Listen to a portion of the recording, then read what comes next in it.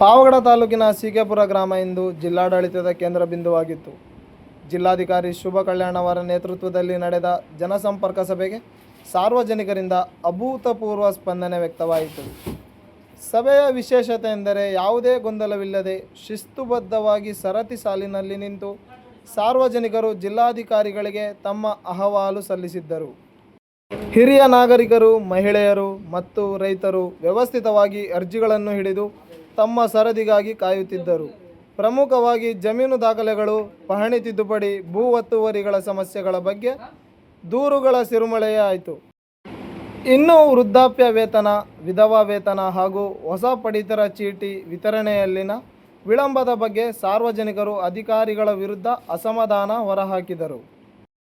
ಸಾರ್ವಜನಿಕರ ಅಹವಾಲು ಆಲಿಸಿದ ಜಿಲ್ಲಾಧಿಕಾರಿಗಳು ಸ್ಥಳದಲ್ಲಿದ್ದ ಅಧಿಕಾರಿಗಳಿಗೆ ತರಾಟೆ ತೆಗೆದುಕೊಂಡರು.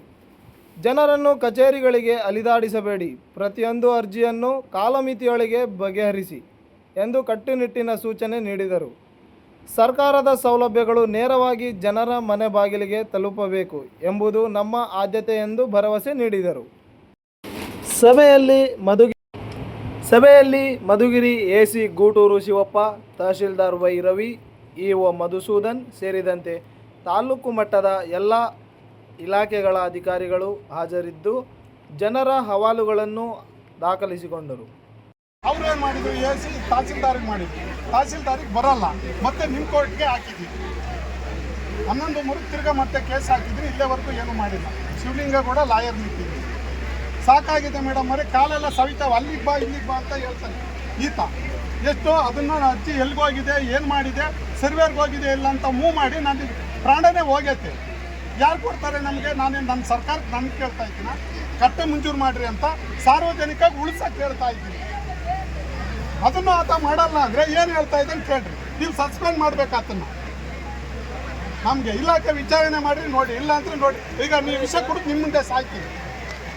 ಹೇಳ್ರಿ, ಯಾಕಾಗಿ ಅಧಿಕಾರಿಗಳು ಹಿಂಗೆ ಮಾಡ್ತಾ ಇದ್ದಾರೆ ಹೇಳಿ. ಅವ್ರಿಗೇನು ತೊಂದರೆ ಹೇಳ್ರಿ.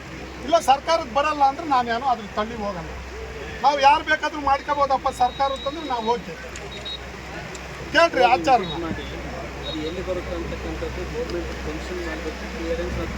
ಮಾಡಿದರೆ ಸ್ವಾಮಿ. ಉಳಿಕೆ ಕಟ್ಟೆ ಎಷ್ಟು ಅಂತೇಳಿ ಅದನ್ನು ಪರಿವರ್ತನೆ ಮಾಡುವಾಗ ಈ 3 ಎಕರೆ 25 ಗುಂಟೆ ಪರಿವರ್ತನೆ ಮಾಡ್ಕೊಂಡು ಸರ್ಕಾರಿ ಕಟ್ಟೆ ಪರಿವರ್ತನೆ ಮಾಡೋಕ್ಕೆ ಹೆಂಗೆ ಬಂದೈತೆ? ಹುಣಸೆ ಮರಗಳಿಗಾಗಿ ಮರಗಳಿಗೆ ಮೊನ್ನೆ 4 ಲಕ್ಷಕ್ಕೆ ಮಾರ್ಕೊಂಡಾಗಿದ್ದಾರೆ ರೈತ.